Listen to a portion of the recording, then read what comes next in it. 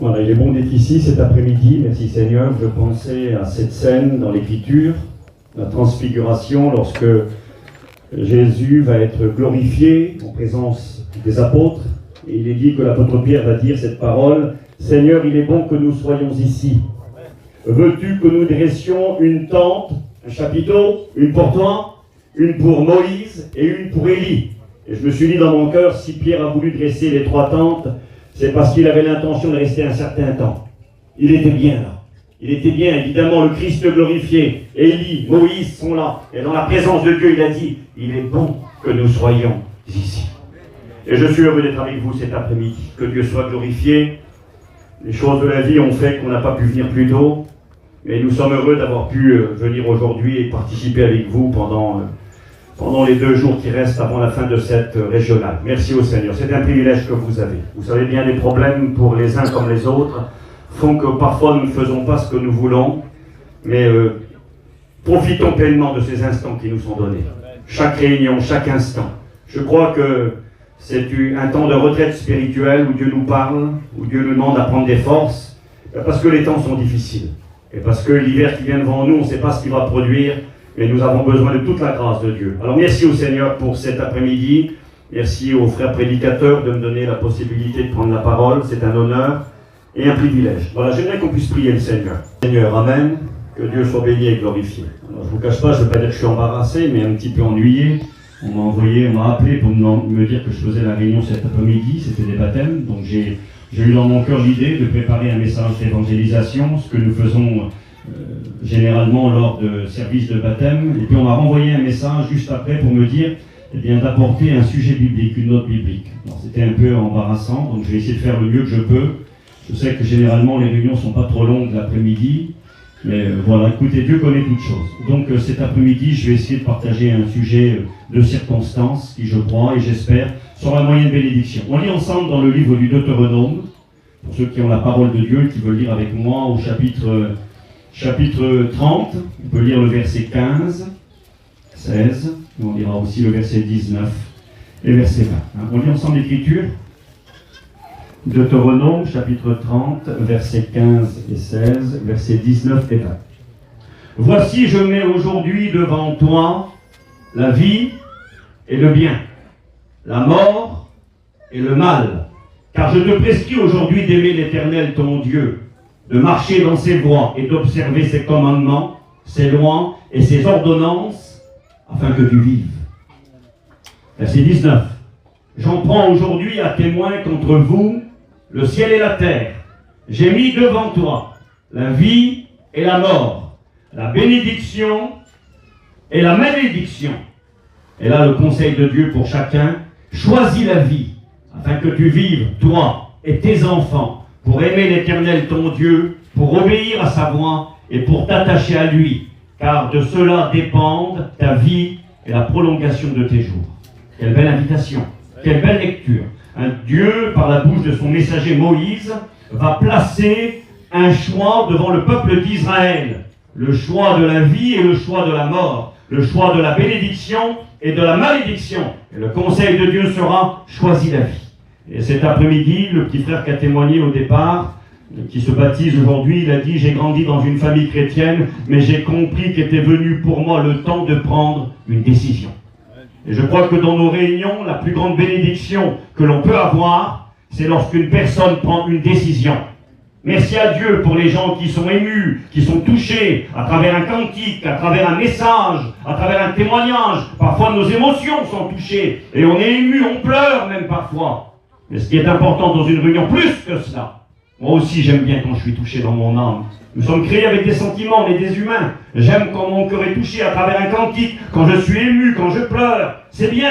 Mais une réunion, c'est plus que pleurer. C'est plus qu'une émotion. Une réunion, c'est des décisions.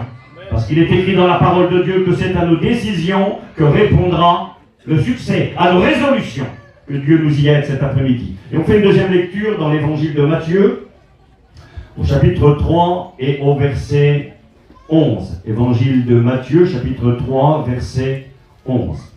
C'est Jean le Baptiste qui parle, un homme qui baptisait les gens dans l'eau, comme ça va être le cas cet après-midi. Et cet homme va dire cette parole pendant qu'il prêchait et que des multitudes venaient à lui pour être baptisés. Jean dira, moi, je vous baptise d'eau pour vous amener à la repentance. Mais celui qui vient après moi est plus puissant que moi, et je ne suis pas digne de porter ses souliers. Lui, il vous baptisera du Saint-Esprit et de feu. Il vous baptisera du Saint-Esprit et de feu. Et donc cet après-midi, j'aimerais vous parler de ce fameux baptême. Essayer de m'entretenir, c'est peut-être un vaste sujet, je ne sais pas si la réunion sera de circonstance, mais je ferai ce que je crois être juste. J'aimerais vous parler du baptême de feu. Lui, il vous baptisera, lui Jésus, il vous baptisera dans le Saint-Esprit. Jusqu'à là, c'est pas trop compliqué. Mais le verset continue et précise, il vous baptisera dans le feu. Et j'aimerais essayer de voir avec vous cet après-midi, c'est une réunion où il y aura des baptêmes, et à vous parler de ce baptême, et en particulier de ce fameux baptême de feu. Vous savez, concernant les baptêmes, eh bien, la parole de Dieu nous enseigne que c'est une doctrine. Le fait de baptiser, le fait d'être baptisé. Et nous apprenons à travers l'Écriture qu'il n'y a pas qu'un seul baptême, mais plusieurs baptêmes. Il est écrit dans l'Épître aux Hébreux, j'ai noté ici, la petite page, je l'ai bloquée, chapitre 6, versets 1 et 2, il est écrit « C'est pourquoi, laissant les éléments de la parole de Christ, tendons à ce qui est parfait, sans poser de nouveau le fondement. » Ça, c'est la fondation de la vie chrétienne, du renoncement aux œuvres mortes, écoutez bien, de la foi en Dieu, de la doctrine des baptêmes, de l'imposition des mains, de la résurrection des morts et du jugement éternel. Il est question ici de la doctrine des baptêmes. Le mot doctrine est un mot qui signifie enseignement, une règle, quelque chose que l'on ne peut pas dévier. Lorsqu'on était aux écoles bibliques, la majorité des frères prédicateurs qui sont là ont eu le privilège et l'opportunité d'avoir le frère Jimmy comme professeur. Et puis quand il parlait de la doctrine, parfois, il demandait à un élève d'aller au tableau, de tracer un trait. Il disait tracer un trait. Et puis là, il fallait essayer de tracer un trait le plus droit possible. Généralement, ça faisait un peu des vagues, des zigzags. C'était très difficile de tracer un trait droit.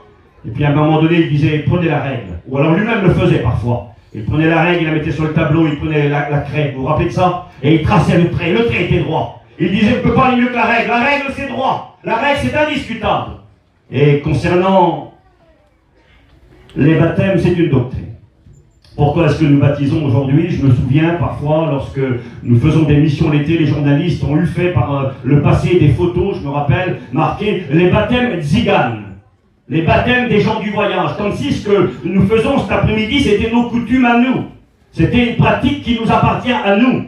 Eh bien, j'aimerais rappeler à ceux peut-être qui ne le savent pas, eh bien, que le fait d'être baptisé par immersion dans l'eau n'est pas une pratique qui nous appartient à nous. Si nous baptisons des gens dans l'eau par immersion, c'est pas pour faire bien, c'est pas pour faire autrement, c'est parce que c'est l'enseignement de la Bible. C'est l'enseignement de la parole de Dieu. Les baptêmes, il y en a plusieurs. Le plus célèbre est celui-ci, le baptême d'eau. La Bible nous en parle. D'ailleurs, l'apôtre Paul, quand il parlera de ce baptême d'eau, il dira ceci, Éphésiens 4, verset 5, « Il y a un seul Seigneur, une seule foi et un seul baptême. » Et pourtant, là, il est question de la doctrine des baptêmes. Oui, il y a plusieurs baptêmes différents. On va en parler un petit peu cet après-midi. Mais concernant le baptême d'eau, il n'y a qu'un seul baptême qui est conforme à l'Écriture. Qu'un seul baptême qui est valable. Qu'un seul baptême qui joue un rôle dans le plan de Dieu pour le salut des hommes. Et c'est ce baptême d'eau. Alors, j'ai noté quelques versets. Il y a un seul baptême d'eau, immersion complète dans de l'eau. Peut-être que ça ne semble pas important, ce que je dis là cet après-midi pour la majorité d'entre nous, mais c'est très important quand même. C'est très important parce que de plus en plus de voix contradictoires, des gens aujourd'hui qui veulent attaquer notre enseignement, notre foi, qui veulent attaquer la Bible, et nous devons tenir ferme dans l'Écriture. Pourquoi est-ce que l'on baptise par immersion? Pourquoi est-ce que l'on monte une piscine et qu'on plonge des gens dans l'eau? J'ai marqué, il y a un seul baptême, immersion complète dans de l'eau. Le mot baptisé, le mot baptizo qui signifie plonger, immerger, submerger, couler comme un bateau qui coule, qui va au fond de l'eau. C'est ce que signifie le mot baptisé. Pratiqué par des personnes adultes. Écoutez bien comment c'est important. Bon, je ne suis pas en train de dire c'est nous les bons, c'est nous les vrais. Le livre que je tiens ici, c'est ça la vérité. Et c'est sur le livre que nous voulons construire. Parce que Jésus a dit, celui qui entend mes paroles et les met en pratique sera semblable à un homme qui a construit sa maison sur le roc. Les vents viendront, les tempêtes viendront, les torrents frapperont la maison, mais la maison restera debout. Et quand on construit sur ce qui est écrit dans la Bible, on va très loin. On va jusqu'au ciel. Il y a un seul baptême, immersion complète pratiquée par des personnes adultes, précédées, c'est-à-dire avant ce baptême, précédées de choix, d'actions volontaires, telles que la foi, la repentance. Je lis les versets. Il est écrit dans Matthieu chapitre 3, verset 13, un petit rappel du baptême d'eau. Pourquoi le baptême d'eau? Pourquoi plonger les gens dans l'eau? Vous savez, ça paraît rien ici. On est en Bretagne, on a pas mal d'eau. Un jour, je suis allé en Inde, il y a maintenant plus de 20 ans en arrière, avec quelques frères de la mission. Et là-bas, c'était un problème, le baptême par immersion. Il n'y avait pas d'eau. Je vais vous partager la petite anecdote. On arrive avec les frères dans un endroit, et le monde, il nous faut en manger dans des grosses marmites, des grosses marmites sur le feu. Et les garçons disaient, quelle beauté des manouches comme nous. Ils font du feu par terre, viens voir, quel bonheur. Alors ils nous ont fait manger le monde. Et puis, on a bien vu qu'il y avait au milieu, là, un récipient avec des robinets autour, et dans lequel ils prenaient de l'eau. Et puis on a appris que ce récipient en question, c'était le baptistère de la communauté qui était là, des chrétiens qui étaient là. Parce qu'ils n'avaient pas d'eau. Ils avaient payé à l'époque, les frères avaient payé une entreprise qui était venue pour creuser un puits, faire un forage, et puis au bout du compte, il n'y avait pas d'eau. Il fallait faire beaucoup de kilomètres pour aller trouver de l'eau et le ramener ensuite au village. Et pensez bien, l'eau c'était de l'or, il ne fallait pas l'acheter. Donc ils mettaient l'eau dans le baptistère, ils baptisaient les gens à l'intérieur, mais après l'eau, on ne pouvait pas l'acheter, ça valait trop cher. Il y avait des robinets autour. Et ils prenaient l'eau pour faire tout et pour faire à manger. Et donc on a mangé un repas de manouche dans de l'eau dans laquelle ils avaient baptisé les gens avant qu'on arrive. Quel bonheur. Ça vous fait rire? L'importance de vouloir obéir à l'écriture. Il est écrit dans Matthieu chapitre 3 verset 16, dès que Jésus eut été baptisé, il sortit de l'eau. Qui dit sortir de l'eau dit entrer dans l'eau. Il a fallu entrer dans l'eau. Et vous avez bien compris à quoi je vais en venir. Le baptême ne consiste pas en 3 gouttes d'eau sur le front. Dans l'appellation théologique, religieuse, il y a 3 sortes de baptême. On appelle le baptême par infusion, le baptême par aspersion et le baptême par immersion. Les 2 premiers ne sont pas valables. Infusion, on mettait des gens dans de l'eau jusqu'aux genoux à peu près, et puis on mettait un petit peu d'eau sur la tête de la personne pour la baptiser. Baptême par infusion, un petit peu d'eau jusqu'aux genoux et quelques gouttes d'eau sur le front. Baptême par aspersion, ce que pratique une certaine église. On prend de l'eau et on jette des gouttes d'eau ou un petit peu d'eau sur la tête du baptisé, et on appelle ce baptême baptême par aspersion. Et le 3e baptême, qui est conforme à l'écriture, et qui est conforme au mot, baptême par immersion, plonger les gens dans l'eau, entrer dans l'eau. Jésus sortit de l'eau parce qu'il y entra. Il est écrit dans Jean 3, verset 23, je fais vite, Jean aussi baptisait à Hénon, près de Salim, parce qu'il y avait là beaucoup d'eau. Il fallait beaucoup d'eau pour baptiser, pas un verre d'eau, beaucoup d'eau. Et on y venait pour être baptisé. Alors peut-être que certains ici ne le savent pas, j'espère ne choquer personne, et je fais la guerre à personne, je ne fais pas la guerre des religions. Mais un jour, je me souviens être allé en Turquie, il y a quelques années en arrière, et nous avons visité la ville d'Éphèse. Et là, on a visité une vieille église catholique, un vieux bâtiment.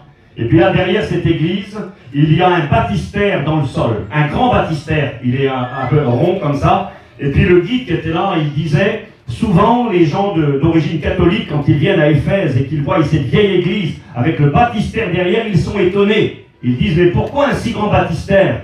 Et souvent le guide apprend à des personnes d'origine catholique que autrefois aussi dans le milieu catholique, on baptisait par immersion. On plongeait les gens dans l'eau conformément à la parole. Et avec le temps, parce que c'est plus pratique, on est passé à quelques gouttes sur le front, ce qui, nous le savons, ne correspond pas du tout à l'écriture. Il est écrit, acte 8, 38, Philippe et le ministre descendirent tous les deux dans l'eau, noir sur blanc. Ils ont descendu dans l'eau. Et Philippe baptisa le ministre quand ils furent sortis de l'eau. Donc on voit une immersion, plongée dans l'eau complètement. Je répète, ça paraît tellement simple ce que je vous dis. Mais j'ai eu encore récemment l'occasion de parler avec des personnes dans un mouvement évangélique. Et je me suis rendu compte qu'il n'y a rien d'acquis. Ce que l'on croit nous sûr, évident, simple, eh bien ne l'est pas du tout. On a vu des choses bizarres, étranges, qui n'étaient pas conformes à la parole. Donc nous voulons rester attachés aux Écritures. Vous savez, quand j'étais aux études, il y a des questions que je ne comprenais pas, venant des professeurs qui nous posaient, parce que je trouvais ça tellement évident. Et je vais vous poser une question, ça vaut 10 points, c'est pas public. Ça valait, moi, quand j'y étais toujours. Est-ce qu'une femme peut prêcher? Réponse? Pina qui ne sait plus. Non. Vous rigolez, vous? Non? Eh ben, je ne sais pas, moi, dans des centaines d'églises, et voire des milliers d'églises évangéliques, aujourd'hui, les femmes prêchent. Ça paraît tellement évident que ça n'est pas évident du tout. Et donc, il est bon de rappeler des vérités pour les garder et rester attachés à l'écriture. Nos professeurs nous disaient, nous ne bougerons pas. Et nous ne voulons pas bouger. Malgré la pression du monde, malgré les idées modernes, il est écrit que dans les derniers temps, plusieurs abandonneront la foi pour s'attacher à des doctrines de démons, à des esprits séducteurs. Alors on n'est pas les meilleurs, mais nous voulons nous attacher à ce qui est écrit et à ne pas aller au-delà de ce qui est écrit. Amen. Baptême par immersion dans de l'eau. On le fait par obéissance au Seigneur Jésus. Il est écrit, acte 2, 41, je fais vite, je brosse rapidement le baptême d'eau, qui fait partie des différents baptêmes. Acte 2, 41, il est écrit, ceux qui acceptèrent la parole. Lorsque Pierre a prêché le jour de la Pentecôte, il y a devant lui des milliers de personnes. Et parmi ces milliers, cette multitude, 3000 personnes vont prendre une décision. Il est écrit ceci, ceux qui acceptèrent la parole. Comme l'a dit David, ça ne peut pas être oui et non. Soit c'est oui, soit c'est non. Ceux qui acceptèrent sa parole furent baptisés. En ce jour-là, le nombre des disciples augmenta d'environ 3000 âmes, acte 2, 41. Avant d'être baptisé, il faut accepter la parole. Matthieu 28, verset 19, Jésus dira, allez, faites de toutes les nations des disciples et baptisez-les au nom du Père, du Fils et du Saint-Esprit.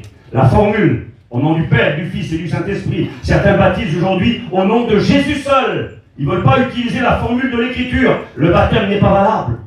Et puis là, il est écrit noir sur blanc, ceux qui sont baptisés, ce sont des disciples. Un disciple, c'est quelqu'un qui a compris. Jésus a dit, si quelqu'un veut devenir mon disciple, qu'il renonce à lui-même, qu'il se charge de sa croix et qu'il me suive. Et je dis tout ça pourquoi? Je dis tout ça pour que l'on comprenne qu'on ne peut pas poser cette question à un bébé ni à un enfant. Est-ce qu'un enfant peut accepter la parole de Dieu? Est-ce qu'un bébé nouveau-né peut accepter la parole de Dieu? Est-ce qu'un enfant nouveau-né peut dire, je prends ma croix et je vais suivre Jésus, je veux devenir un disciple? Impossible. Marc 16, verset 16, Jésus dira, celui qui croira et qui sera baptisé, celui-là sera sauvé. Et celui qui ne croira pas sera condamné. Avant d'être baptisé, il faut croire. Et nous voyons encore la nécessité d'avoir une réflexion, d'avoir de la compréhension, et évidemment d'être une personne adulte, celui qui croit, avant d'être baptisé. C'est intéressant ce verset. Certains ont évoqué le fait en disant parfois le baptême ne sauve pas, c'est pas nécessaire d'être baptisé pour être sauvé. Je vous l'accorde en partie. C'est vrai en partie. Le problème, il est que lorsqu'on prétend être sauvé, qu'on prétend être conforme à l'Écriture, et que ça fait des semaines, des mois et des années qu'on pense être chrétien et qu'on refuse de se baptiser, on peut remettre en cause le salut de cette personne-là. Parce que dans l'Écriture, vous savez, nous ne faisons pas cela aujourd'hui, c'est sage. Le temps a fait qu'il a fallu de la réflexion et de la maturité. Mais à l'époque biblique, les baptêmes avaient lieu le jour même. Et j'allais même dire à l'instant même. Nous avons cette histoire dans les Actes, chapitre 16, lorsque l'apôtre Paul et Silas vont prêcher l'évangile aux gardiens de prison, aux geôliers. Il est écrit que dans la nuit même, j'aurais pu attendre le lendemain matin, c'est la nuit, les murs de la prison tremblent, les portes s'ouvrent, le geôlier veut se tuer. L'apôtre Paul lui dira, ne te fais aucun mal, nous sommes tous ici. Et lui de dira à Paul, Seigneur, que faut-il que nous fassions pour être sauvés? Réponse, crois au Seigneur Jésus et tu seras sauvé. Cet homme va croire. Et c'est marqué, dans la nuit même, avec toute sa famille, ils vont passer par les eaux du baptême. Le ministre d'Éthiopie qui sur la route va lire la parole, il ne comprend rien, il ne connaît rien. Il connaît Dieu, il croit en Dieu, mais il ne connaît pas Jésus. Et il est en train de lire Ésaïe 53, ce passage prophétique qui annonce le Christ crucifié, et il ne comprend pas. Philippe va lui expliquer les Écritures, je ne rentrerai pas dans les détails, on n'a pas le temps, vous lirez chez vous acte 8, et pendant qu'il lui explique les Écritures, son cœur est touché, et Philippe ne va pas oublier de l'enseigner sur la doctrine du baptême d'eau, la nécessité d'obéir. Jésus a dit qu'il fallait croire et être baptisé pour être sauvé. Et là, sur le bord du chemin, pendant qu'il est en train de marcher, ça doit faire peut-être une demi-heure qu'il est chrétien, 10 minutes qu'il est chrétien, il a cru au message, il a accepté le message. Et il va dire, voici de l'eau, qu'est-ce qui empêche que je sois baptisé? Philippe de lui répondre, si tu crois de tout ton cœur, cela est possible. Ils firent arrêter le char. Il aurait pu dire, Pinac, on va attendre d'être chez moi là-bas. Quand je vais rentrer là-bas en Éthiopie, dans le palais de la reine, on va faire une grande fête, un baptistère en or, une grande cérémonie. cérémonie. Son cœur était touché. Il ne voulait pas épater les gens, il ne voulait pas d'une grande cérémonie. Il voulait obéir à Dieu et il voulait être sauvé. Et sur le bord de la route, excusez-moi ce que je vais dire, comme un clochard, le ministre des Finances, dans un trou d'eau sur le bord de la route, plongera dans les eaux du baptême pour obéir à la parole de Dieu. Je dis ça parce que s'il y avait parmi nous des frères et sœurs, des amis, je constate encore cet après-midi que ce sont des jeunes personnes qui s'engagent. Vous savez pourquoi? Parce qu'un jeune se pose moins de questions. Il ne calcule pas demain, après-demain, dans 15 jours, ici à ci, puis ici à ça. Un jeune, il calcule qu'il aime Dieu. Il calcule qu'il veut obéir à Dieu, alors il vient trouver le pasteur et il dit je veux me baptiser. Des fois, quand on prend de l'âge, on calcule de trop. Mais n'oubliez pas qu'à la clé, il y a l'éternité, il y a la vie éternelle. Et il faut mettre tous les atouts de notre côté et prendre position pour le Christ. Alors, j'avance. Acte 8, 36. Le ministre dit, voici de l'eau, qu'est-ce qui empêche que je sois baptisé? Philippe lui répondit, si tu crois de tout ton cœur, cela est possible. Il faut croire, il faut accepter la parole. J'ai presque fini pour ça. Acte 2, 38. Pierre leur dit, repentez-vous et que chacun de vous soit baptisé. Pose la question, leurs cœurs sont touchés, ils ont écouté la parole de Dieu. Leurs cœurs sont transpercés, dit l'Écriture. Et ils vont dire à Pierre et aux autres, mais que faut-il que nous fassions, hommes frères? Et Pierre de leur répondre, repentez-vous et que chacun de vous soit baptisé au nom de Jésus-Christ à cause du pardon des péchés et vous recevrez le Saint-Esprit. Et donc nous voyons, c'est un rappel bref, qu'avant d'être baptisé dans l'eau, il faut d'abord croire, il faut accepter, il faut se repentir, ensuite il faut de l'eau. Et là un dernier verset, 1 Pierre 3, 21, il est écrit, cette eau est une figure du baptême qui n'est pas la purification des souillures du corps. On ne se baptise pas dans l'eau pour se laver, ce n'est pas une douche ni une baignoire, mais c'est l'engagement d'une bonne conscience envers Dieu. Et c'est la raison pour laquelle on va poser la question tout à l'heure aux jeunes, est-ce que vous croyez en Jésus? Est-ce que vous croyez qu'il est mort? Est-ce que vous croyez qu'il est ressuscité? Oui. Est-ce que vous vous engagez à le suivre dans les bons et les mauvais jours? Et les jeunes répondront oui. Confession publique. Jésus a dit, celui qui aura honte de moi, j'aurai honte de lui. Celui qui me confessera devant les hommes, je le confesserai devant mon Père qui est dans les cieux. Alors nous avons des personnes qui vont manifester leur engagement. Peut-être un dernier petit verset qui est beau. Acte 8, 12. Il est écrit que Philippe va prêcher l'évangile en Samarie. Et il est écrit ceci. Quand ils eurent cru à Philippe, qui leur annonçait la bonne nouvelle du royaume de Dieu, hommes et femmes se firent baptiser. C'est pas écrit homme, femme, bébé, nourrisson, enfant. C'est marqué hommes et femmes se firent baptiser après avoir cru. Alors, je passe le baptême d'eau. Le baptême d'eau, c'est très intéressant. C'est une pratique qui existe dans le judaïsme, qui était pratiquée sous la loi et qui était pratiquée à l'époque de Jésus. Jean le Baptiste, bien sûr, pratiquait le baptême de repentance dans la foi au Messie qui allait venir. Le peuple juif pratiquait, les dirigeants d'Israël pour plusieurs événements différents, pratiquaient le baptême d'eau. J'essaie de calculer le temps pour ne pas traîner trop.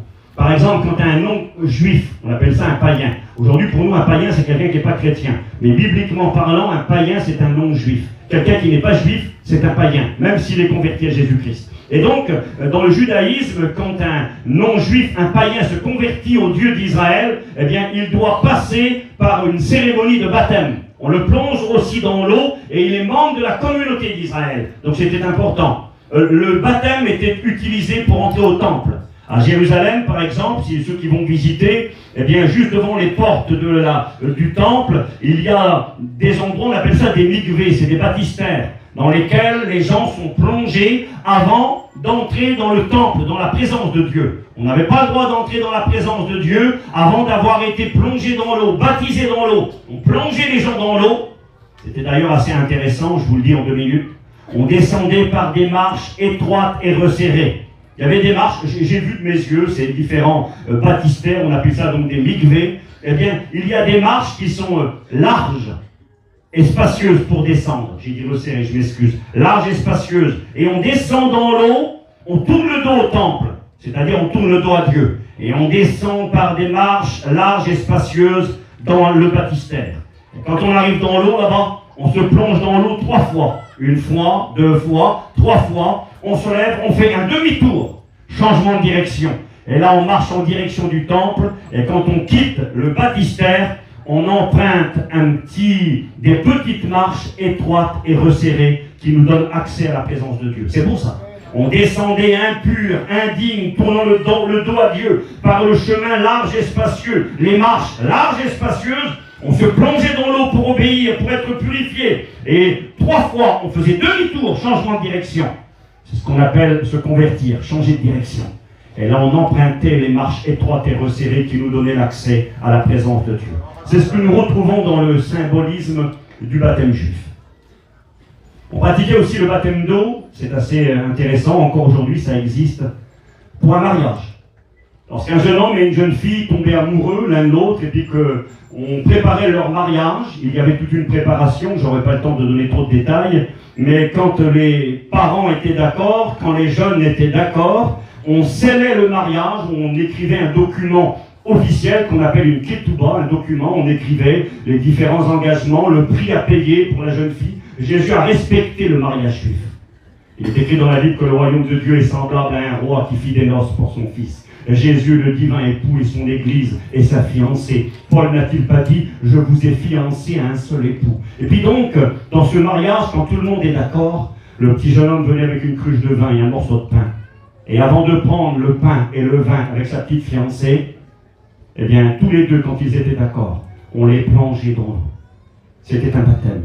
On appelait ça le shiddukin, qui veut dire l'engagement. Le petit jeune homme s'était engagé envers la jeune fille. Je vais retourner avec mon père, et je vais lui préparer une demeure, une place, je vais agrandir la maison paternelle, et ensuite je vais revenir te prendre. Généralement, ça demandait 1 an. Il repartait avec son père. Toi, en attendant, tu vas vivre pour moi, tu vas être fidèle pour moi, et je te promets, je vais revenir te chercher. Et le petit jeune homme se plongeait dans l'eau. Je m'engage pour toi. Je crois que c'est l'une des raisons pour laquelle Jésus s'est baptisé. Jésus ne s'est pas baptisé pour ses péchés, vous l'avez bien compris. Lorsque Jean le Baptiste baptisait des hommes et des femmes pour les préparer à la rencontre avec le Christ qui venait, il les invitait à confesser publiquement leurs péchés. Et tout le monde confessait ses péchés, parce qu'il n'y a pas un juste, pas même un seul, car tous sont pécheurs et privés de la gloire de Dieu. Mais quand Jésus est arrivé vers Jean le Baptiste, c'était différent. Il était le seul qui n'avait rien à dire. Pas parce qu'il était muet, mais parce qu'il était l'agneau de Dieu qui ôte le péché du monde, parce qu'il était celui dans la bouche duquel aucune fraude ne s'était trouvée. Il était le saint, le pur, le propre, le sans péché, celui qui n'a jamais fauté. Et quand il arrive devant Jean le Baptiste ne veut pas le baptiser. Pourquoi? Parce qu'il n'a pas besoin d'être baptisé. Et Jésus va dire, laisse faire ce qui est juste. Sous-entendu, une manière d'approuver ton ministère, une manière de laisser un exemple à ceux et à celles qui voudront suivre mes voies. Le Christ s'est engagé comme fiancé pour son épouse ce jour-là. C'est à partir de ce moment-là qu'il commencera son ministère. Vous savez où Jésus s'est baptisé? Au Jourdain, évidemment. Mais la Bible précise le nom. Vous trouvez ça dans l'évangile de Jean, chapitre 1, verset 28. Il est écrit qu'il se baptisa à Bethabara. Généralement, dans nos Bibles, parfois c'est traduit Béthanie. Je ne sais pas pourquoi. Le mot hébreu qui est là, c'est Bethabara. Et Bethabara, ça veut dire le lieu du passage. Le lieu du passage. Pourquoi le lieu du passage? Parce que l'endroit où Jésus a été baptisé, c'est l'endroit où le peuple d'Israël est rentré. Quand il est rentré dans la terre promise, quand il venait donc d'Égypte, 430 ans de servitude, ils ont erré 40 ans dans le désert. Et au moment d'entrer dans la terre promise, le moment de prendre possession des promesses de Dieu, ils sont passés à Bethabara. Aujourd'hui, ça s'appelle Kazer el-Yahoud, l'endroit du passage des Juifs. Jésus s'est baptisé à l'endroit où les Juifs sont entrés. Il y a eu un miracle de Dieu. Dieu a arrêté les eaux du Jourdain. Et là, le peuple a traversé à pied sec. Et ils sont rentrés. Écoutez, c'est intéressant. Moi, ça m'intéresse toujours. Quand ils sont rentrés à l'intérieur du pays promis, et que tout le peuple est rentré, 3 millions d'hommes et de femmes et d'enfants sont rentrés à l'intérieur de ce pays promis. Et quand ils rentrent enfin, ça fait tellement longtemps qu'ils attendaient ce pays où coule le lait et le miel. Il est écrit qu'ils vont prendre 12 pierres. Soyez avec moi. Ils vont prendre 12 rochers. Ils vont les déposer sur le bord de la rive de la rivière. Afin que, quand les gens viendraient dans le temps et qu'ils verraient les 12 rochers, on poserait la question, que signifient les 12 rochers? Eh bien, c'est parce que Dieu nous a fait rentrer dans le pays promis, nous les 12 tribus d'Israël. Et c'est assez étrange. Quand ils ont sorti 12 pierres, ils les ont mis sur le bord de la rive, en mémoire de la traversée miraculeuse, la prise de possession du pays promis. Il est écrit qu'ils vont prendre 12 pierres sur le bord, qui n'étaient pas dans l'eau, 12 pierres. Et ils vont les mettre à l'intérieur du lit de la rivière. Et quand la rivière, le Jourdain, va reprendre sa place, les 12 pierres vont être cachées. Quelles étaient ces 12 pierres cachées? On a 12 pierres qui représentent Israël sur le bord, à la vue de tout le monde, mais on a 12 pierres cachées dans l'eau. Mais quelles étaient ces 12 pierres? C'est à cet endroit précisément que 1500 ans plus tard, Jésus de Nazareth va se faire baptiser. Les 12 pierres cachées étaient son église, construite sur l'enseignement des 12 apôtres. Elles étaient là, cachées à l'intérieur de l'eau. Personne ne les voyait. Mais c'est là que Christ allait venir, passer par les eaux du baptême, pour prendre l'engagement pour les 12 pierres cachées au fond de l'eau. C'était l'église qui était là dans le monde entier, constituée d'hommes et de femmes dans les ténèbres, qui étaient là enfouis, cachés dans la misère. Mais Christ allait venir pour bâtir son église. Oui, c'est intéressant. J'ai marqué autre chose, mais il faut que j'arrête avec le baptême d'eau, sinon je ne pourrais pas vous parler de ce baptême de feu. Donc le baptême d'eau, on l'a compris, et c'est ce que nous nous efforçons de faire, est un acte d'obéissance à la parole de Dieu. C'est Jésus qui l'a enseigné, et je le crois fermement dans mon cœur. Quelqu'un a dit ceci, je répète, après mes frères, il a dit « Montrez-moi un seul verset dans la Bible où il est écrit qu'il n'est pas nécessaire d'être baptisé pour être sauvé. » Certains diront le brigand sur la croix. Oui, peut-être, le pauvre brigand n'a pas eu beaucoup d'opportunités de se baptiser. Il était là sur la croix, il vit entre ciel et terre, et quelques minutes, quelques heures plus tard, il expirait et allait rencontrer son Créateur. Mais je crois que quand on a la possibilité, l'opportunité d'être baptisé, il faut obéir. Je me souviens, ma mère, elle a un cousin, dans les familles Duval, le vieux Lani, le vieux pasteur de Tours là-bas, et il expliquait qu'un jour, sur une place, une dame sédentaire était venue à la Réunion avec le pasteur de son église et quelques membres, et cette femme-là ne voulait pas se faire baptiser. Pour elle, c'était inutile, elle ne voyait pas la nécessité d'être baptisée par immersion. Et là, les jeunes prédicateurs, à l'époque, ont essayé de convaincre cette femme, comme je le fais cet après-midi à travers la Bible. Les gens doivent obéir, doivent s'engager, doivent prendre position. S'ils ont reçu la vie de Dieu, c'est une évidence. Normalement, les pasteurs devraient même dire aux gens, écoutez, il faut attendre un petit peu, on va attendre. Mais aujourd'hui, des fois, on doit pousser certaines personnes à passer dans cet engagement. Vous savez pourquoi? Parce que ces personnes-là, elles aiment le monde. Parce que ces personnes-là, elles aiment leur vie. Parfois même, elles aiment leur péché. Et c'est pour ça qu'elles ne veulent pas s'engager. Il faut dire les choses comme elles sont, parce que c'est vrai. Il y a des gens qui ne veulent pas s'engager. Ils le savent très bien que quand ils seront baptisés, les gens le regarderont comme des chrétiens. Il faudra aller au culte le dimanche. Mais là, quand tu leur dis quelque chose, ils disent « Mais moi, je ne suis pas baptisé, tu sais. » Et ils pourraient pouvoir aller au ciel de cette manière-là. Cette femme le pensait. Et là, les jeunes étudiants ont essayé de convaincre la dame en question. Et cette femme était dure comme le roc. Et là, le pasteur sédentaire a dit aux frères qui étaient là, il a dit « Vous perdez votre temps, ça fait des années que j'essaie de la convaincre, elle ne veut pas écouter. Elle pense qu'elle n'en a pas besoin. » Et puis là, elle n'arrêtait pas, puis elle voulait discuter. Et elle a commencé à parler avec l'ami. Puis elle a dit « Et vous, frère, qu'est-ce que vous en pensez ?» Et il en a eu marre, il y en a qui le connaissent, il a du caractère. Il en a eu marre. Il a dit, écoutez madame, il a dit, ne m'appelez pas mon frère, je ne suis pas votre frère moi. Vous n'êtes pas ma soeur, vous n'obéissez pas à la parole de Dieu, vous n'êtes pas une chrétienne. Alors moi je ne suis pas votre frère, ne m'appelez plus mon frère. Et laissez-moi tranquille. Et il est parti. Et quelques jours plus tard, cette femme est revenue à la Réunion. Elle a dit, je voudrais parler au vieux pasteur. Et quand on est venu le chercher, il a dit, j'ai rien à lui dire. Il a dit, elle insiste. Il est allé la voir. Il dit, qu'est-ce que vous voulez madame? C'était pas sa sœur. Qu'est-ce que vous voulez, madame? Elle a dit, quand vous m'avez dit l'autre jour que je n'étais pas votre sœur, parce que je ne voulais pas obéir à la parole de Dieu, ça m'a touché. Et j'ai compris que j'avais tort. J'ai pris la décision, je vais passer par les eaux du baptême. Je vous conseille de le faire s'il y en a parmi nous cet après-midi. J'ai marqué ceci. Le baptême d'eau dont nous venons de parler est un baptême très important. Très, très, très important. Il ne faut pas le minimiser. Maintenant, il n'est pas le plus important. Parmi les différents baptêmes, le baptême d'eau n'est pas le plus important. Je le répète, il est très important, il faut obéir parce que c'est écrit et parce que c'est pratiqué dans la Bible, la parole de Dieu. J'ai marqué le baptême le plus important, tout le monde quasiment ici est au courant, les pasteurs évidemment, c'est ce baptême que l'on appelle le baptême de régénération, le baptême purificateur. Ou Steve, c'est un mot compliqué. Je vous lis la Bible, comme ça on reste sur l'écriture. C'est marqué dans Romains chapitre 6 et verset 3. Ignorez-vous que nous tous qui avons été baptisés en Jésus-Christ, c'est-à-dire dans Jésus, ça c'est particulier, c'est en sa mort que nous avons été baptisés. Être plongé, parce que le mot baptisé veut dire être plongé dans la mort du Christ. De ce Jésus qui meurt à la croix, élevé entre ciel et terre, des clous dans ses mains, dans ses pieds. Ce Jésus qui agonise de douleur, qui est maudit, qui prend la culpabilité des hommes et des femmes, le châtiment qui nous donne la paix tombe sur lui. Et Christ meurt sur la croix pour racheter les coupables, pour payer la rançon pour vous et moi. Et lorsque l'on croit ce message, lorsqu'on plaide coupable, lorsqu'on dit oui c'est moi, Je méritais la condamnation, le jugement. Je suis séparé de Dieu car le salaire du péché c'est la mort. Je mérite la condamnation. Mais je crois que Jésus a pris ma place. Le salaire du péché c'est la mort, mais le don gratuit de Dieu c'est la vie éternelle en Jésus-Christ. Et quand j'y crois, par la foi, je me repens de mon péché. Je ne sais pas de quelle manière. Ce n'est pas mon corps, mais c'est mon âme, mon esprit. Dieu me plonge dans cette œuvre que Christ a accomplie. C'est marqué, ignorez-vous que nous tous qui avons été baptisés en Jésus, c'est en sa mort que nous avons été baptisés. Galates 3, verset 27. Vous tous qui avez été baptisés en Christ, vous avez revêtu de Christ. Quand on est plongé en lui, dans ce qu'il a accompli sur la croix, grâce à sa résurrection, c'est ce qu'on appelle la nouvelle naissance. On n'est plus les mêmes. On n'a plus les mêmes désirs. Ce que l'on aimait autrefois, ce qui nous rendait fiers, aujourd'hui nous fait pleurer.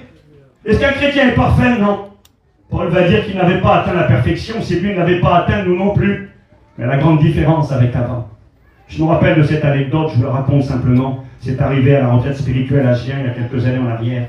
Un homme qui venait de se convertir, qui venait de recevoir le cœur nouveau, est arrivé à la convention et son passé l'a rattrapé. Des problèmes avec des gens qui étaient là, des problèmes qu'il avait eu d'autres fois, et puis le ton a un petit peu monté. Et l'individu en question n'était pas un gars facile. Et quand il est arrivé, il a essayé de se contenir, mais ça a débordé un petit peu. Et il a parlé un peu plus qu'il aurait dû, il a dit des choses qu'il n'aurait pas dû dire, mais non, le frein était là, il était né de Dieu. C'était fini les insultes, c'était fini la bagarre, écoutez-moi, fini les histoires. Mais le problème était là. Et ce frère ici, c'était compliqué. Et c'est vrai qu'il a mal agi. Il s'est un peu emporté, il a parlé un peu fort et il est parti.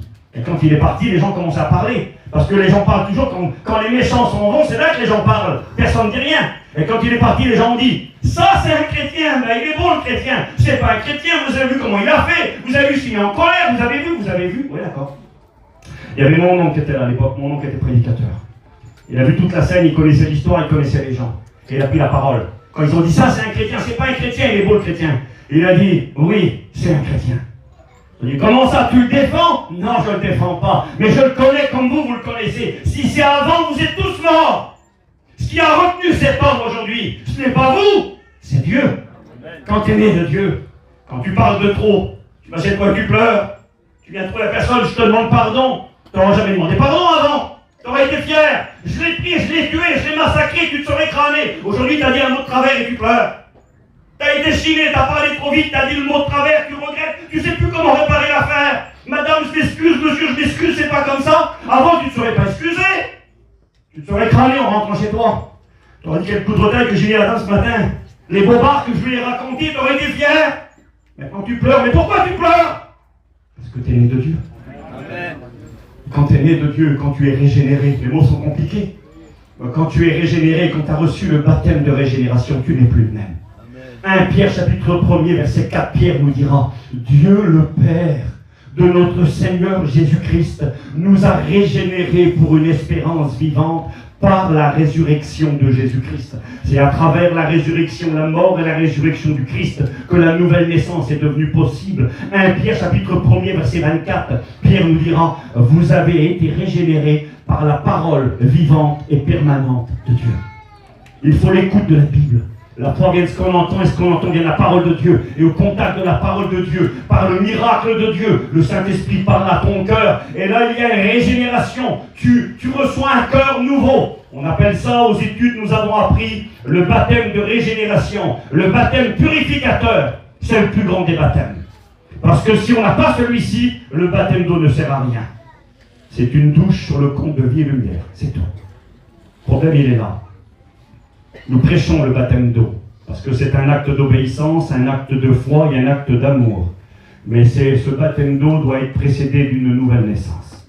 Parce que s'il n'y a pas un baptême régénérateur, si on n'est pas plongé notre âme et notre esprit dans la mort du Christ, dans ce qu'il a accompli, et qu'on n'est pas ressuscité avec lui, alors on est pareil que ce que l'on était autrefois. Donc j'avance rapidement. Ce deuxième baptême est un baptême très important, il faudrait bien plus de quelques minutes pour s'y attarder, mais je voulais vous le rappeler. Le troisième baptême, et un baptême qui est très connu également, c'est le baptême dans le Saint-Esprit. Jean le Baptiste a dit, lui, il vous baptisera dans le Saint-Esprit. J'ai marqué celui dans le Saint-Esprit est un revêtement de puissance pour être un témoin efficace, rempli d'amour, de force et de sagesse. Ça, c'est une expérience que l'on peut vivre chez soi, dans sa maison, dans sa caravane, dans son camion. Certains, j'ai écouté, moi, en se rasant, on commençait à parler en langue, des femmes en faisant cuire leur petit manger, tourner dans la marmite, saisies par l'esprit, commencent à parler en langue. On peut être baptisé du Saint-Esprit n'importe où. Il peut aussi être provoqué par l'imposition des mains. Un pasteur peut imposer les mains sur des hommes et des femmes qui sont nés de Dieu, qui appartiennent à Dieu, parce qu'il est écrit que c'est l'esprit que le monde ne peut pas recevoir. Il faut être né de Dieu pour recevoir le baptême dans le Saint-Esprit. Et là, on peut provoquer le baptême dans le Saint-Esprit en imposant les mains. Ce n'est pas une obligation. Il est écrit que un jour, l'apôtre Pierre prêchait la parole de Dieu dans une maison, la maison de Corneille. C'était un soldat romain. Il aimait Dieu, il craignait Dieu. Et pendant que Pierre est en train de prêcher, voici que le Saint-Esprit va œuvrer dans le cœur des gens qui étaient là. Et Corneille et tous les autres, sans imposition des mains, vont commencer à être remplis de l'Esprit et vont commencer à parler en d'autres langues. Et là, Pierre va se voir obligé de les passer par les eaux du baptême, parce qu'il va dire, peut-on refuser le baptême d'eau à ceux qui ont reçu le Saint-Esprit? Le baptême dans le Saint-Esprit, ça sera encore un long message, mais j'ai noté quelques versets. Il est écrit ceci, c'est Jésus qui parle, Jésus dira, acte 1, verset 5, « Car Jean a baptisé d'eau, mais vous, dans peu de jours, vous serez baptisés du Saint-Esprit. » C'est Jésus qui parle. Est-ce que vous vous souvenez combien de temps ils ont dû attendre? Quand Jésus est là, c'est avant qu'il monte au ciel. Et il va dire, dans peu de jours, vous recevrez de la puissance par le Saint-Esprit. Vous serez baptisés dans le Saint-Esprit. Il va falloir attendre. Et j'ai marqué ces gens-là. Ils étaient environ 120, les apôtres. Marie, la mère de Jésus, a reçu le baptême dans le Saint-Esprit. Les frères et sœurs du Christ étaient là présents. Et j'ai marqué foi, patience, persévérance. Vous vous souvenez combien de temps ils ont attendu dans la Soubrehaute? Combien de temps? 10 jours. Puis nous, des fois, on fait nos réunions. Je dis ça, je ne sais pas. Je ne sais pas si ça a été fait. Mais ça fait... je constate que ça se fait de moins en moins dans nos églises et même dans nos missions. Ces réunions de recherche pour le baptême dans le Saint-Esprit. Il semblerait que c'est plus important. J'ai été dans certains milieux, moi aujourd'hui, ils ont même peur, ils voudraient même pratiquement, pas dans notre mission, hein, ils voudraient presque stopper les gens qui parlent en langue. Ils ont peur de parler en langue. N'oubliez jamais que le réveil de notre mission a commencé comme le réveil de la Bible, l'Église primitive. Tout a commencé à Pentecôte par les baptêmes dans le Saint-Esprit. Les 120 remplis de l'Esprit se sont levés, Pierre a prêché 3000 conversions et l'Église était née ce jour-là. Notre mission à nous, elle est née à Brest une fois. Et il est où Johnny? Il vient d'être content. Et à Brest, là-bas, dans une cave, lorsque 3 ou 4 personnes ont reçu le baptême dans le Saint-Esprit, Clément Le Cossack a dit, on ne peut pas leur refuser maintenant les eaux du baptême. C'est ce qui a été le déclencheur. Il les a baptisés, Mans faisait partie du nombre. La dernière personne qui était présente ce jour-là pour le baptême, c'est la mère de mon cousin qui est là, la mère à François. Elle s'est baptisée dans les premiers qui étaient là.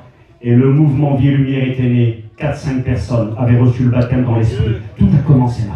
N'oublions jamais. Alors, nous devons nous attacher, aspirer aux dons spirituels. Alors, bien sûr, on n'est pas pour le dérèglement, mais nous aimons l'action du Saint-Esprit. Nous croyons aux dons spirituels. Nous croyons qu'aujourd'hui, plus que jamais, nous voulons pratiquer ces choses. Regardez ce qu'il est marqué. Je fais vite. J'ai marqué ceci. Jésus dira, dans peu de jours, vous serez baptisés du Saint-Esprit, mais vous recevrez une puissance. Le Saint-Esprit viendra sur vous et vous serez mes témoins à Jérusalem, en Judée, en Galilée, en Samarie et jusqu'aux extrémités de la terre. De la puissance. Pourtant, ils avaient vu le Christ ressuscité. Ce n'était pas suffisant. Ils avaient besoin de cet esprit. C'est écrit de Timothée 1,7. Ce n'est pas un esprit de timidité que Dieu nous a donné, mais un esprit de force, d'amour et de sagesse. Et quand on voit l'apôtre Pierre qui renie le Christ à Pâques, on le voit 50 jours plus tard. Il est rempli de ce Saint-Esprit, revêtu du Saint-Esprit. Un esprit de force, d'amour et de sagesse. Et Pierre se lèvera. Il prêchera l'évangile avec autorité et il y aura 3000 conversions ce jour-là. Nous devons aspirer. C'est écrit que la promesse, elle est pour tous ceux qui croiront. Je peux lire les versets si vous le voulez, acte 2. Car la promesse, elle est pour vous et pour tous ceux qui croiront, en aussi grand nombre que le Seigneur les appellera. Je le dis pour ceux qui ne le sont pas cet après-midi. Tu es chrétien depuis 15 jours, 6 mois, 5 ans, 20 ans, 30 ans. Tu n'es pas encore baptisé dans le Saint-Esprit. Tu t'es résigné. Tu n'y crois plus. Oh, tu dis, je vis bien ma vie chrétienne comme ça. De toute façon, j'irai au ciel quand même. Tu as raison. On peut aller au ciel sans le baptême dans le Saint-Esprit. Mais quel dommage.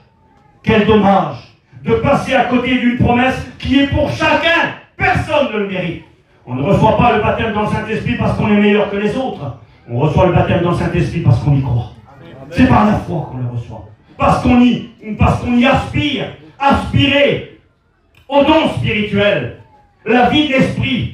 Le mot grec est le mot zélo qui signifie désirer ardemment, brûler à l'intérieur. Il faut que ça brûle en vous. Seigneur, je veux cette puissance. Je suis là à la régionale, à la retraite spirituelle, avant l'hiver. Je veux le baptême dans le Saint-Esprit, dans les réunions. Je veux pour être un témoin efficace. Je veux que tu te serves de moi davantage. J'ai besoin, Seigneur. Alors je passe. Le petit verset Zacharie 4,6. Il me reprit et me dit, ce n'est ni par la puissance, ni par la force, mais c'est par mon esprit, dit l'Éternel. Nous avons besoin d'esprit. Et j'en viens vite fait à un quatrième baptême.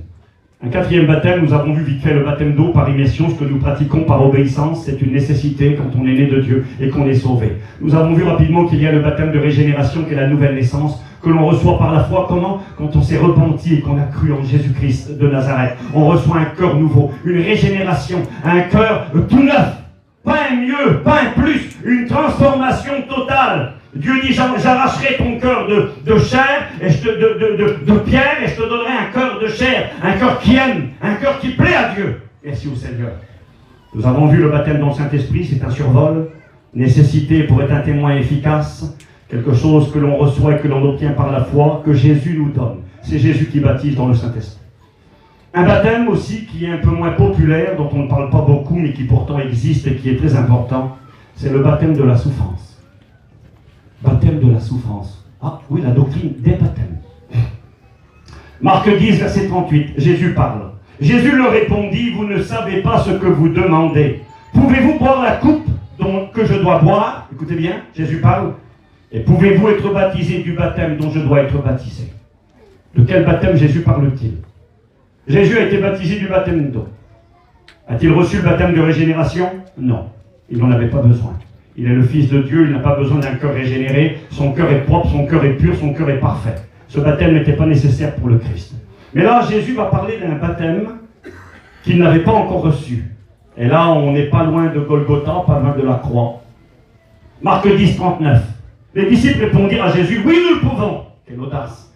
Nous pouvons boire la coupe que tu dois boire et nous pouvons être baptisés du baptême dont tu dois être baptisé. Jésus leur répondit, il est vrai que vous boirez la coupe que je dois boire, et que vous serez baptisés du baptême dont je dois être baptisé. De quel baptême Jésus parlait-il? J'ai marqué, Jésus ne parle pas du baptême d'eau qu'il a déjà reçu il y a bien longtemps, en Marc 1, verset 9, mais des souffrances prochaines qui l'attendaient à Gethsémane et à Golgotha. Il dira d'ailleurs qu'il lui tardait que ce baptême soit accompli, car il redoutait la souffrance qu'il allait endurer à Golgotha et Gethsémane. Souvenez-vous qu'à Gethsémane, du front coulera du front du Christ, alors qu'il n'a reçu aucun coup, simplement à cause de l'angoisse de son âme. Jésus dira, mon âme est triste jusqu'à la mort. Jésus a souffert dans son corps et dans son âme au plus haut niveau. J'ai marqué, de plus, nous pouvons dire que ces deux disciples, qui étaient Jacques et Jean, allaient tous deux connaître bien des misères et des tribulations, des baptêmes, des immersions dans la souffrance, et pour preuve la parole de Dieu. Il y avait Jacques et Jean, deux frères, les fils de Zébédée. Et quand on lit les Écritures, on s'apercevra que le premier apôtre qui finira en martyr, exécuté, tué à coups d'épée, sera Jacques. Jacques, acte 12, verset 1er. Vers le même temps, le roi Hérode se mit à maltraiter quelques membres de l'Église et il fit mourir par l'épée Jacques, frère de Jean. Jacques va être tué, exécuté à cause de sa foi en Jésus-Christ. Il sera mis à mort. Effectivement, il va boire la coupe et il va être baptisé de ce baptême. La souffrance pour la cause du Christ. Écoutez ce que je vous dis. La souffrance pour la cause du Christ. Ce n'est pas simplement souffrir pour souffrir. Parce que sur la terre, tout le monde peut souffrir. Et parfois, des inconvertis peuvent avoir les mêmes souffrances qu'un chrétien. Mais là, il s'agit des souffrances pour le Christ. Des souffrances à cause du Seigneur. C'est marqué comme ça. Jean parlera de ces souffrances. Celui aussi à qui Christ dira qu'il boira la coupe et qu'il sera baptisé du baptême de souffrance. Apocalypse 1, verset 9. Il dira, moi, Jean, votre frère, qui est part avec vous à la tribulation et au royaume et à la persévérance en Jésus. J'étais dans l'île appelée Patmos, à cause, écoutez bien, à cause de la parole de Dieu et du témoignage de Jésus. L'île de Patmos n'était pas une île de tourisme, c'était une île de travaux forcés. On appelait ça le rocher, un endroit désert. où il n'y avait quasiment aucune verdure. Les gens y rentraient pour travailler dans les mines jusqu'à ce que mort s'en suive. C'était une île de travaux forcés. Et puis Jean va être dans cette île de travaux forcés. Il n'y restera pas longtemps. Il y restera entre 1 et 2 ans. Il y sera mis à cause de sa foi, et l'empereur qui va faire mettre l'apôtre Jean dans cette île de souffrance mourra, et un nouvel empereur fera libérer quelque temps plus tard l'apôtre Jean de cette prison de souffrance. J'ai marqué le baptême de souffrance dont a parlé Jésus, qu'il a vécu et annoncé aux 2 apôtres, existe bel et bien. Donc il y a ces différents baptêmes, on en a vu 4 rapidement. On a vu le baptême d'eau, le baptême de régénération, la nouvelle naissance, le baptême dans le Saint-Esprit et le baptême de la souffrance. Maintenant, quelques mots rapides, brièvement. Mais ce baptême de feu, qu'est-ce que c'est alors? Parce que Steve, tu allais nous parler de ça. Je voulais vous brosser ces 4 baptêmes, parce que c'est un rappel et quelque chose qui est nécessaire. Mais j'ai noté ceci. Je regarde avec vous mes petites notes. Concernant ce baptême de feu. C'est... lorsque la parole de Dieu nous parle de ces choses, elle nous donne des moyens de réflexion. Alors je lis, regardez, j'ai noté ceci. Le baptême de feu, il y a 3 explications par rapport à ce baptême. 3 explications ou compréhensions possibles. J'ai marqué ces 3 compréhensions sont cohérentes et instructives. La première explication, quand Jean dira « Lui, il baptisera du Saint-Esprit et de feu », j'ai marqué l'expression de feu utilisée dans la bouche de Jean après la promesse du baptême dans le Saint-Esprit peut, c'est une explication, faire allusion à la même chose. Comment ça? Il vous baptisera dans l'Esprit et dans le feu.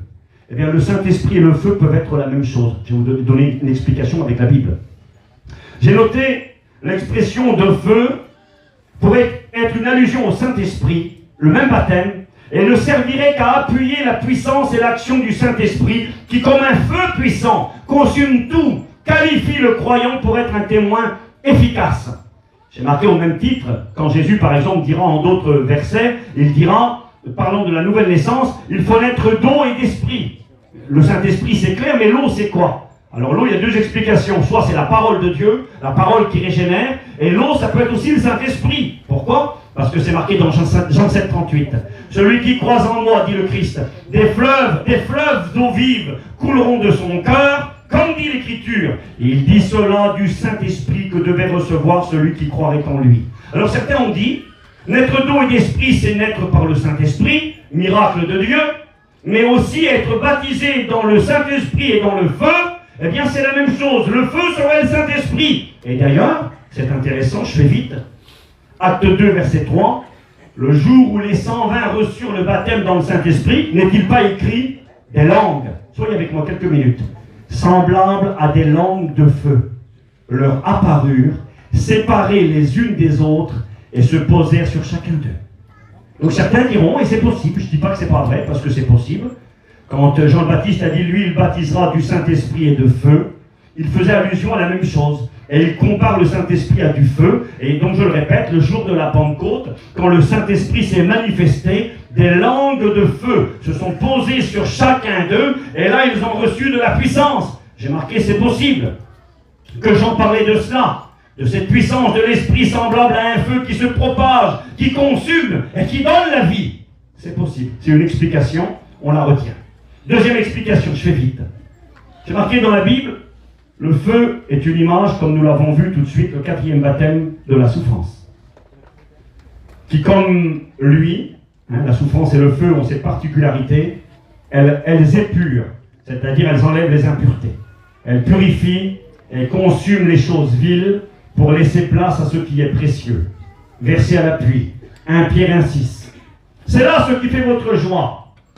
Quoique maintenant, dira l'apôtre Pierre, puisqu'il le faut, vous soyez attristés pour un peu de temps, écoutez bien, par diverses épreuves, afin que l'épreuve de votre foi, plus précieuse que l'or périssable, qui cependant est éprouvée par le feu.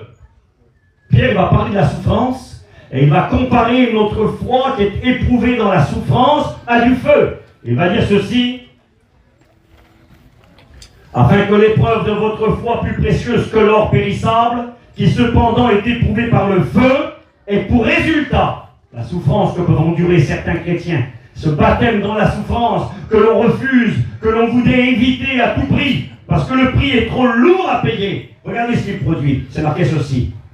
Après avoir été éprouvé par le feu, ça produira la louange, la gloire, l'honneur lorsque Jésus-Christ apparaîtra. Il n'y a pas de candidat pour la souffrance, moi j'en suis pas un. Et pourtant la souffrance elle existe. Et vous savez, nous avons vu, vous et moi, et nous-mêmes sommes passés par des temps de souffrance. Et ces temps parfois au lieu de nous détruire, nous ont rendus plus forts. Ces temps parfois au lieu de nous rendre pires, nous ont rendus meilleurs. De toute façon il y a deux alternatives dans la souffrance. C'est soit on se révolte contre Dieu, on lève le poing contre le ciel et on abandonne, et on devient le pire des pires. Ou alors à un moment donné, on prend conscience dans la souffrance qu'on n'est rien, on s'attache au fidèle Créateur, on lui fait confiance et on devient meilleur. J'ai parlé récemment avec quelqu'un qui avait beaucoup souffert dans la maladie. Et je disais, et c'était vrai, que cette personne n'était plus la même qu'au départ. Cette personne était chrétienne avant, mais dans le temps de souffrance qui s'est prolongé, ce n'était plus la même personne. Elle était devenue meilleure. Elle avait grandi, elle était proche de Dieu. Ce n'était plus la même. Regardez ce qu'il est écrit rapidement. 1 Pierre 4, verset 12. Bien-aimés, ne soyez pas surpris. Je lis ces versets parce que certains pensent que quand Jean-Baptiste a dit « lui, il baptisera du Saint-Esprit et de feu », première explication, juste le baptême dans le Saint-Esprit comparé à du feu, d'accord, c'est possible, les langues de feu, nous les avons. Deuxième explication, ce verset laisserait sous-entendre que Jean annonçait que Jésus baptiserait les gens dans le Saint-Esprit et baptiserait les gens dans la souffrance. Parce que le feu comparé à la souffrance, écoutez, je lis la Bible, 1 Pierre 4, 12. Bien-aimés, ne soyez pas surpris, comme d'une chose étrange qui vous arrive. Ils sont surpris. C'est bizarre, je suis chrétien, je souffre. Ah bon? Si tu ne veux pas souffrir et devenir chrétien, ne deviens pas chrétien. Être chrétien n'est pas un vaccin anti-douleur, anti-maladie, anti-souffrance. Non, un chrétien, ça pleure, et un chrétien, ça souffre. Au cas où que certains ne le sauraient pas. 1 Pierre 4, 12. Bien sûr que nous le savons tous. Ne soyez pas surpris comme d'une chose étrange, écoutez bien, qui vous arrive, de la fournaise, qui est au milieu de vous pour vous éprouver. Traduction parole de vie, elle est plus simple.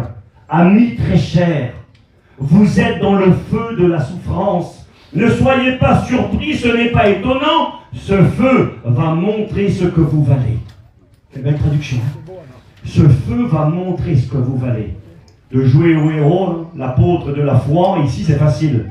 Il y a que quand tu es dans l'épreuve, dans la maladie, quand tu es dans le deuil, quand tu es à l'hôpital en train de pleurer, que tu ne comprends plus rien. C'est là les héros de la foi. On a les héros qui reçoivent, béni soit Dieu. Mais je crois que les plus grands héros, c'est ceux qui ne reçoivent pas et qui confessent que Dieu est vivant. Ésaïe 48, verset 10. Je t'ai mis au creuset. Le creuset, c'est là qu'on mettait les métaux mélangés. L'or, même parfois, on mettait de l'or. Mais il y avait de l'impureté à l'intérieur, il y avait de la saleté dedans. Et dans le creuset, au feu du fondeur, on allumait le feu très fort. Et là, toutes les scories, toutes les saletés sortaient. Et l'or devenait encore plus belle et plus pure. Ésaïe 48, verset 10. Je t'ai mis au creuset, dit le Seigneur. Mais non pour retirer de l'argent. Je t'ai éprouvé dans la fournaise de l'adversité. Traduction parole de vie encore plus simple. Je vous ai purifié dans le feu du malheur. Alors, c'est une possibilité supplémentaire. Je marquais Apocalypse 2.10, le Seigneur dira à l'Église, ne crains pas ce que tu vas souffrir, voici le diable jettera quelques-uns de vous en prison, le diable jettera quelques-uns de vous en prison, afin que vous soyez éprouvés. Alors il y a des moments d'épreuve, et nous l'avons lu, le feu représente bien souvent la souffrance. Et certains ont pensé, je ne dis pas qu'ils ont tort, parce que je ne suis pas là pour dire c'est moi qui ai raison, tout le monde a tort, pas du tout. Ça tient la route et c'est biblique. Quand Jean le Baptiste dira, lui, il baptisera du Saint-Esprit et de feu. Le feu peut représenter le Saint-Esprit. J'y crois, aucun problème, c'est marqué, nous l'avons lu. Et le feu peut représenter aussi la souffrance. Alors, est-ce que Jean annonçait en disant, le Messie arrive, il plongera les gens dans le Saint-Esprit et il les plongera dans la souffrance? Alors, regardez ce que j'ai marqué. J'ai noté, ce baptême, dit baptême de feu, serait une annonce des diverses épreuves et souffrances auxquelles sont appelés à faire face tous les véritables croyants qui vont les former. Cette souffrance va les former, va les façonner et vont faire de lui un disciple accompli qui ressemblera à son maître. N'est-il pas écrit Luc 6,40 que le disciple n'est pas plus que le maître, mais tout disciple accompli sera comme son maître? Alors c'est possible, et je passe, c'est possible que Jean le Baptiste annonçait à travers cette expression baptême de feu, le baptême de souffrance auquel peuvent être exposés les chrétiens, nous l'avons vu, et auquel Jésus a été baptisé. Maintenant, j'ai retiré cette pensée. J'ai marqué, si Jean le Baptiste annonce ici le baptême de la souffrance auquel certains chrétiens auront part, j'ai marqué, ceci implique que tous les croyants auront part à ce baptême de souffrance, et que c'est Jésus qui nous plongera dans la souffrance. Et là, c'est un peu plus compliqué à comprendre. C'est Jésus qui me plonge dans la souffrance parce qu'il est dit que c'est lui qui baptise dans le feu. Alors, j'ai marqué, oui, il existe des souffrances que le Seigneur peut utiliser et permettre pour notre formation, pour épurer, pour que nous progressions. Mais est-ce que c'est obligatoire pour tous? J'ai marqué non. Jésus l'a dit à Jacques et Jean, pas à tout le monde. Et est-ce que c'est Jésus qui va nous plonger dans la souffrance? J'ai marqué point d'interrogation. Alors j'ai marqué une dernière piste et on va finir. Le baptême de feu peut être le baptême dans le Saint-Esprit, c'est tout. Les langues de feu, ok. Ça peut être le baptême de souffrance, mais on voit que le baptême de souffrance, il existe, c'est une certitude. Mais est-ce que Jean parlait de cela? Alors je vais terminer maintenant. J'espère ne pas trop vous ennuyer, mais je vous dis merci pour votre patience. J'ai presque fini. J'ai marqué, il faut toujours lire un texte, c'est ce que nous avons appris aux écoles bibliques, dans son contexte. C'est-à-dire lire ce qu'il y a autour pour bien comprendre. Des fois, on lit un verset comme ça, et puis si on ne lit pas ce qui est écrit avant ou après, on ne comprend rien. Par exemple, c'est écrit dans la Bible, Jésus baptisait plus de disciples que Jean. Tu lis le verset, tu dis Jésus baptisait des gens.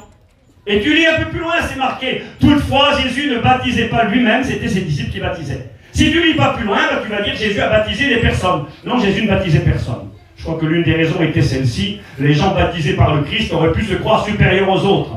Alors Jésus lui-même ne baptisait personne, c'est les disciples qui baptisaient. Mais donc, le contexte est important pour comprendre les choses.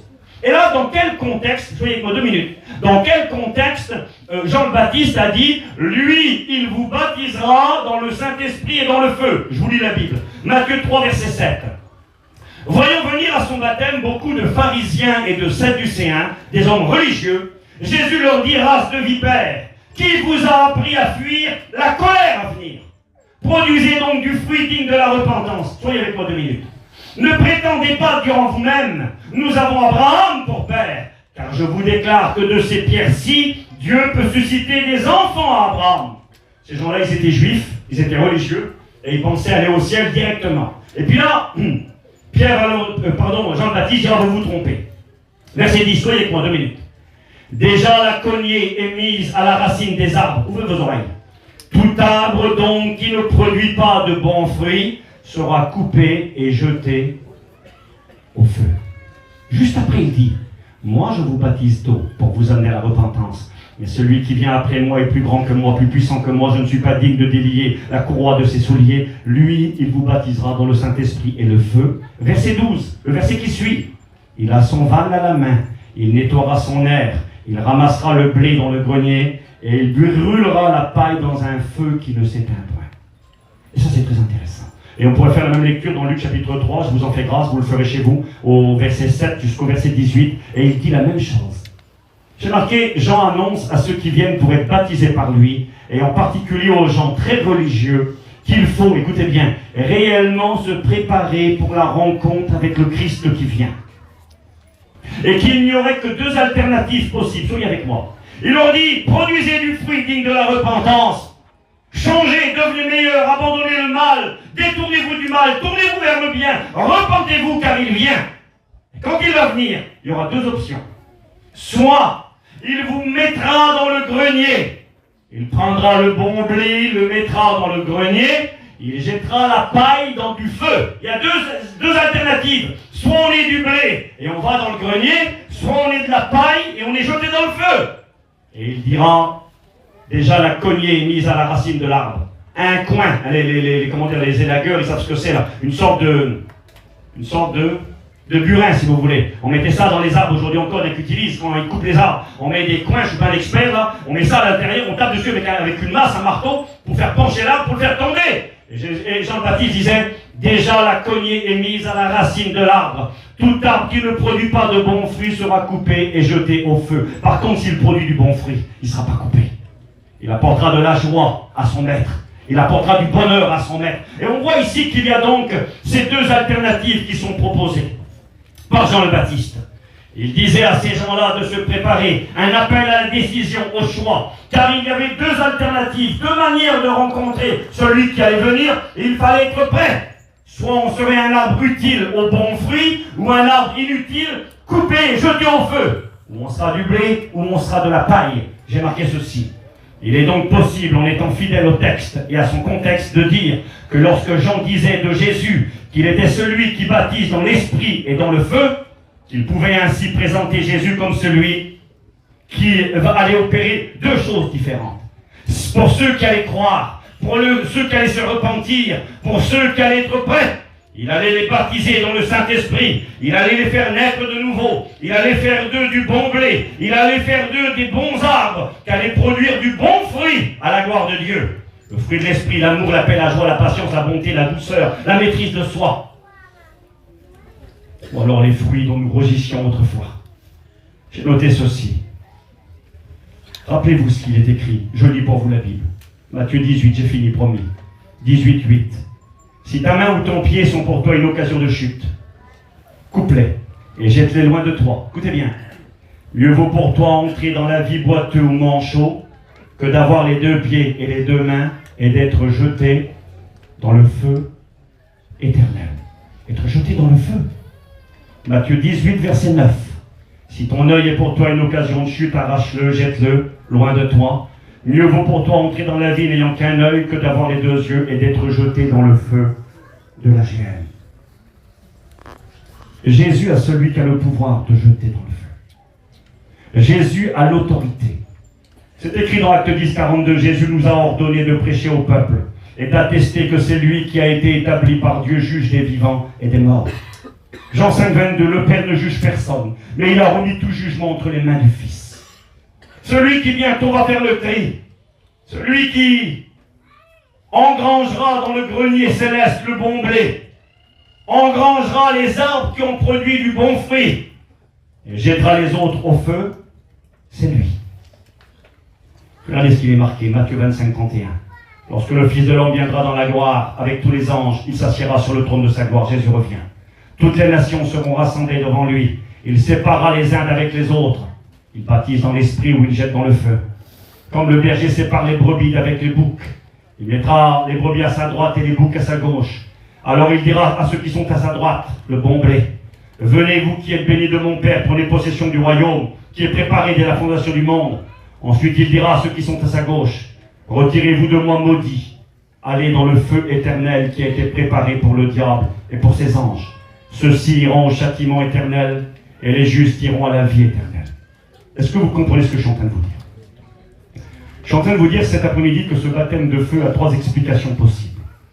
La première peut être le baptême dans le Saint-Esprit et c'est tout. C'est possible et ça ne me dérange pas. La deuxième peut être une allusion à la souffrance. Baptême de souffrance. C'est aussi une possibilité. Et quand on lit le contexte, on s'aperçoit qu'il y a une troisième explication possible. C'est que Jean le Baptiste était en train de dire, et je suis en train de vous le dire cet après-midi, Jésus, en fonction de ce qu'on va faire de lui, en fonction de notre repentance, en fonction de notre conversion, en fonction du désir de lui plaire, de se tourner vers lui ou de le rejeter, notre décision, notre choix, vont produire cette réalité. Jésus est celui qui aura le pouvoir de jeter dans le feu éternel ceux qui le refuseront. C'est marqué Apocalypse 14, verset 10. Il boira lui aussi le vin de la fureur de Dieu, versé sans mélange dans la coupe de la colère. Et il sera tourmenté dans le feu et dans le soufre, devant les saints anges et devant l'agneau. Vous savez ce que nous on appelle l'enfer? L'enfer n'est pas l'endroit où vont les gens qui meurent sans Dieu aujourd'hui. Les gens qui meurent sans Dieu vont dans un endroit de tourment provisoire, le séjour des morts en bas. Ils souffrent cruellement dans leur âme, mais les corps sont dans les tombeaux. Et la Bible enseigne que bientôt, à la fin des temps, à la fin du monde, un trône blanc apparaîtra, le ciel et la terre s'enfuiront devant sa face. Et tous les morts ressusciteront, petits et grands. Ils comparaîtront devant Dieu. Quand je dis petits et grands, c'est en classe. Les riches comme les petits, les ministres comme le balayeur, comparaîtront devant Dieu. Et là, ils seront jetés par les temps ardents, dans les temps ardents de feu et de souffle. Par qui? Par le Christ. C'est lui qui a l'autorité.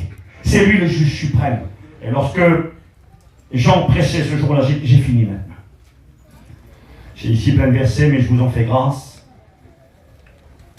Dieu, sans tenir compte des temps d'ignorance, annonce à tous les hommes qu'ils doivent se repentir parce qu'il a fixé un jour où il va juger le monde. Par qui? Par l'homme qu'il a désigné en le ressuscitant des morts, à savoir Jésus-Christ. Cet après-midi, à travers ce temps de baptême, j'ai fini. Je voulais vous rappeler que ce baptême de feu, il y a cette explication.